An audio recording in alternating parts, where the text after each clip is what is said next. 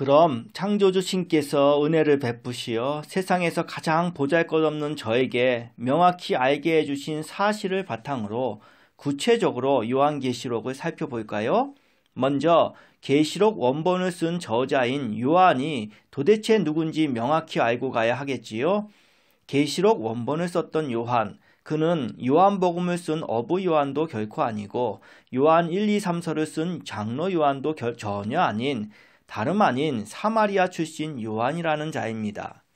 옛날 유대 사회에서는 요한이니 시몬이니 요셉 따위의 이름들은 무척 많았는데 그 비율을 따지자면 30명 가운데 하나씩은 그런 이름들이 끼어 있었습니다.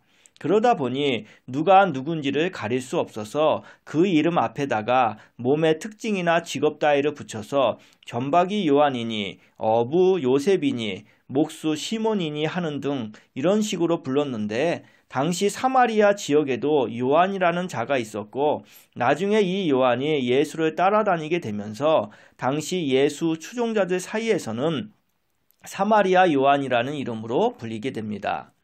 사마리아 요한이 예수를 만나 따라다니게 된 경위는 이러한데요. 그는 사마리아 수가성에서 태어났습니다. 그 지역은 신약성서 요한복음 4장에도 나오는데 곧 우물가의 여인이라고 불린 그 여자가 바로 그 수가성 출신으로 거기가 바로 사마리아 요한이 태어난 지역입니다. 그는 AD 1년 7월 14일에 사마리아 수가 동네에서 대대로 농사짓고 살아온 농사꾼인 쉬리마데의 5 아들 가운데의 막내 아들로 태어나 그 역시 농사로 어렵게 삶을 꾸려갔는데요. 30살이 된 AD 30년 5월 7일에 예수가 사마리아의 수가 동네에 들름으로써 그의 삶은 이전과는 다르게 확 바뀌게 됩니다. 당시 예수는 목적을 가지고 사마리아 수가라는 동네에 가서 우물가에서 한 여인을 만났는데요. 예수를 만난 그 여인은 동네방네 떠들어대면서 그곳 주민들을 불러 모았고 주민들도 호기심이 생겨 예수를 만나 그 말씀을 들여보려는 요청에 따라 거기서 이틀을 머무르며 예수는 사마리아인들에게도 지구를 만든 큰 정신들이 알려준 계명, 곧 도리와 합리를 전하게 됩니다. 그런데 사마리아인들은 예수가 전하는 계명의 뜻과 의미는 전혀 모른 채 그저 예수가 자기들이 대대로 학수고대에 오던 구국 메시아라고 굳게 단정해 믿고는 그들 나름대로 강력한 행동 지침을 세우게 되는데요. 그것은 곧 예수가 구국 활동을 하는 데에 있어 우리도 한 몫의 힘을 단단히 보태 공을 세워야만 유대인들에게서 오랫동안 까닭 없이 멸시받고 천대받는 처지에서 벗어나 당당히 큰소리치며 떳떳하게 행세할 수가 있으니 부양 가족이 적거나 처자가 딸리지 않는 젊은이들이 우리 사마리아인들을 대표해 예수를 따라 나서서 빛나는 공을 세워야 한다라는 결의였습니다. 그래서 그때 농사꾼 요한도 그 가운데의 한 사람으로 차출되어 예수를 따라 나서게 되었는데 예수를 따라 나선 사마리아 젊은이들이 자그마치 40명이나 되었고 그때 마을 주민들은 꽤 많은 후원금까지 거두어 살림을 맡고 있던 가룟 유다에게 건넸던 겁니다. 이런 경위로 졸지에 예수를 3년이나 따라다니게 된 사마리아 요한은 그 세월을 예수와 동고동락하다가 예수가 잡히던 날 밤 걸음아 날 살려라 하고 잽싸게 도망치게 되면서 결국에는 예루살렘을 떠나 저 멀리 바울의 고향인 다소라는 지역까지 거치며 지금의 터키 남부의 지중해 해안 도시인 메르신 지역까지 가서 정착하게 됩니다.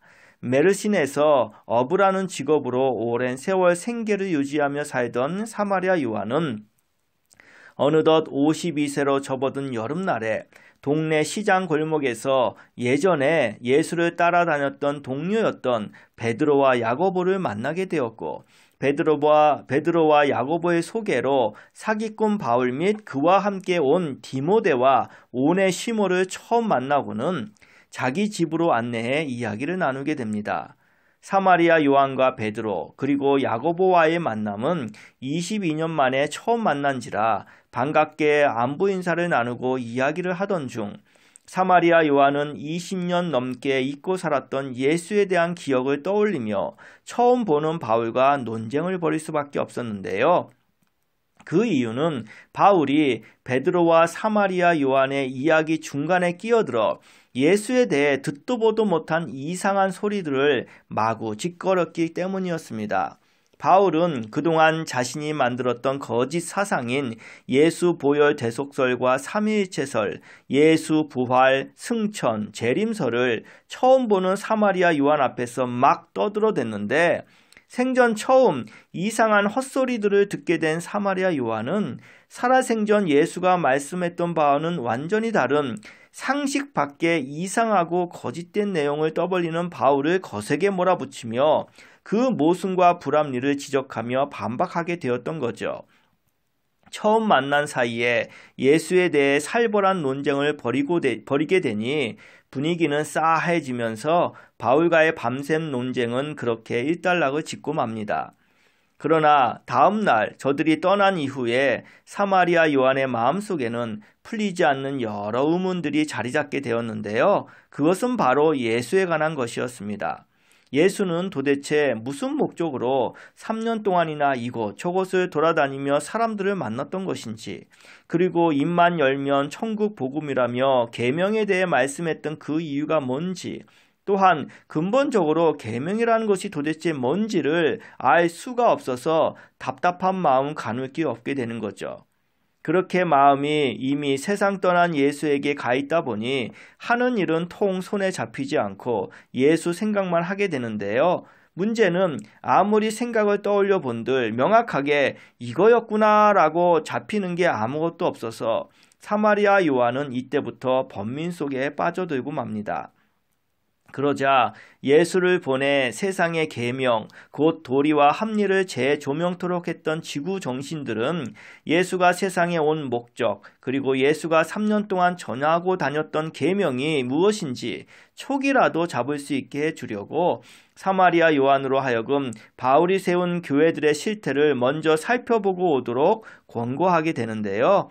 이에 사마리아 요한은 자기로서는 뭐가 뭔지 도저히 알 수 없는 답답한 심정에 일단 바울이 여러 곳에 만들었다고 하는 교회라는 집단들을 살펴봐야겠다는 생각을 굳히고는 그 당시 바울이 전도 여행이랍시고 돌아다니며 세웠던 교회들, 곧 지금의 터키 서부 지역에 위치한 여러 교회들을 직접 둘러보게 되면서 과연 교회라는 것이 도대체 예수를 이용해서 뭐하고 있는지, 그 속에서 벌어지는 추악한 짓들, 곧 한결같이 도리와 합리와 상식에 어긋나는 더럽고 역겨운 짓들을 자기 눈으로 생생히 보고 확인하는 과정을 거치게 됩니다. 3부에서 계속됩니다.